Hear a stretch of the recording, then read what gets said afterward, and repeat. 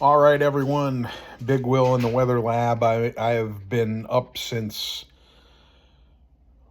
2:30 Wednesday morning. I have not slept. I have consumed approximately 20 gallons of coffee since then, and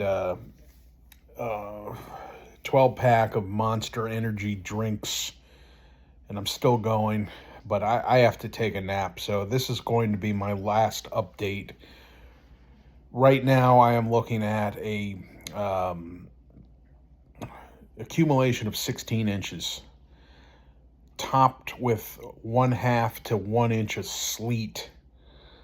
It's going to start about 3 a.m. Sunday morning and go right through probably 3 a.m. Monday morning. That's my latest update, 16 inches.